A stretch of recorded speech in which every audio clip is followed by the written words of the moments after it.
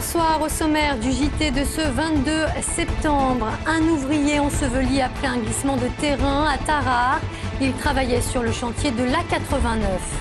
Gros plan sur Leonard Slatkin, le chef américain à la renommée mondiale. Il prend la direction de l'ONL. Et puis du rugby et le Loup qui se prépare à affronter demain soir le Racing Métro de Sébastien Chabal. C'est le deuxième accident mortel sur le chantier de l'A89. Hier soir, près de Tarare, un ouvrier a été enseveli alors qu'il explorait une faille. Mobilisé depuis hier, les équipes de recherche n'avaient cet après-midi toujours pas réussi à extraire son corps, en raison notamment de l'instabilité du terrain. Sur place, Jean-Marc Roffa. La victime est toujours ensevelie derrière moi dans cet éboulement. Une douzaine de pompiers s'activent actuellement pour le retrouver, aidés de chiens de recherche. Le travail qu'on fait actuellement, c'est d'essayer de la localiser. Avec des chiens de recherche qui sont dressés à trouver des personnes ensevelies dans des décombres. Et donc on utilise leur flair pour arriver à marquer un endroit où potentiellement il peut y avoir une victime. Malgré le renfort de caméras géothermiques, les recherches mettent beaucoup de temps. La difficulté pour les pompiers est de trouver la dépouille sous 10 000 mètres cubes de déblais. Le talus était pourtant sous haute surveillance avant l'accident. Depuis quelques jours, nous avions repéré effectivement des mouvements qui nous avaient amenés à demander la fermeture de la route départementale qui se trouve au-dessus de ce talus, par mesure de précaution. Au moment de la rupture brutale du talus, non, il n'y a eu manifestement aucun signe avant-coureur. Je pense que cette rupture a complètement surpris la victime. Malheureusement, non. Vu le type d'éboulement, vu les témoignages directs qu'il y a pu y avoir au moment de l'accident, il y a aucune chance de retrouver la personne vivante. C'est tristement le second accident mortel sur le chantier de l'A89. Au mois d'avril, un chef d'équipe avait été tué par un bloc de béton près du viaduc de Gonon, côté Loire. La thèse de l'enlèvement se confirme, disparu depuis mardi dernier, de la Pérouse-Mornay dans la Drôme. Le petit Toufik a finalement été retrouvé sain et sauf. Ce sont ses ravisseurs qui l'ont relâché. Ils l'ont déposé hier soir dans une rue à Mions. Le garçon de 10 ans est ensuite allé frapper à la porte d'une habitante. Écoutez d'ailleurs son témoignage, elle a préféré garder l'anonymat. J'entends sonner. Je vois un petit garçon qui me dit « c'est Toufik, je suis le petit kidnappé ». Bah, tout de suite, ça a fait tilt dans ma tête parce que j'avais écouté les infos la veille, à midi, le soir. Et tout de suite, c'est mon petit Toufik, vite j'ai ouvert, je l'ai pris sous ma protection, je l'ai fait rentrer dans la maison. Je lui ai un peu pris les mains parce qu'il avait les mains gelées. Je l'ai rassuré, je lui ai demandé si on lui avait pas fait du mal. Il m'a dit non. Le bras de fer entre la mairie et les forains de la Vogue des Marrons a finalement tourné à l'avantage de ces derniers. Installés par la force sur l'ancien marché-gare depuis mardi dernier, ils ont obtenu l'autorisation de la ville de rester jusqu'au 30 novembre. Je vous rappelle que les forains protestaient contre l'attribution d'un terrain à Saint-Fond, occupé depuis quelques semaines par un camp de Roms.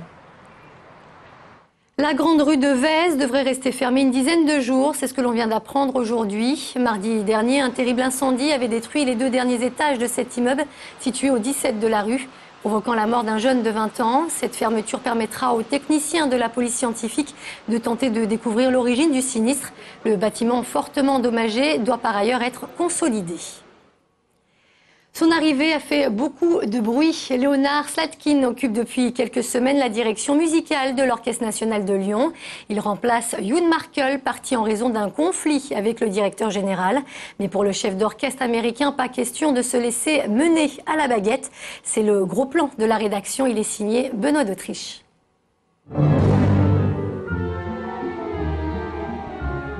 À l'auditorium de Lyon, on dirait bien que les choses ont changé. À la tête de l'Orchestre national, désormais, c'est lui, Leonard Slatkin, ce qu'on appelle une pointure.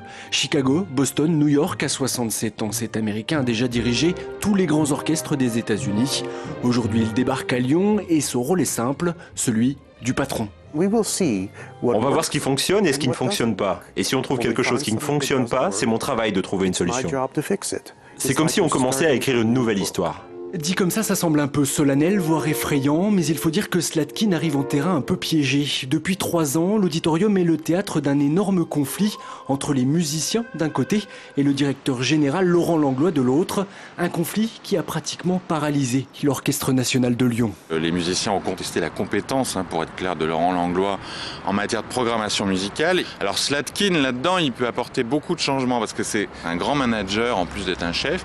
Et il a déjà mis en place un certain nombre de choses qui laissent entendre qu'il va mettre de l'ordre là-dedans. La première mesure prise par le chef, c'est d'exiger une mainmise totale sur la programmation musicale. Le pouvoir de Laurent Langlois sur l'orchestre est donc minimisé. Ce dernier n'y trouve rien à redire. Ce qui s'est passé ces derniers temps, c'était la fin d'un chapitre. Cette énergie que Leonard Slatkin va donner à l'orchestre, va nous donner à nous tous. Bien évidemment, l'orchestre en avait besoin. A priori, les tensions sont donc apaisées dans l'auditorium et a priori, les résultats sont là. La symphonie fantastique de Berlioz, jouée le 15 septembre dernier, a été saluée par tous les critiques. Leonard Slatkin prépare par ailleurs plusieurs concerts de classiques américains. De toute façon, le chef l'a compris. Aujourd'hui, c'est à lui de jouer.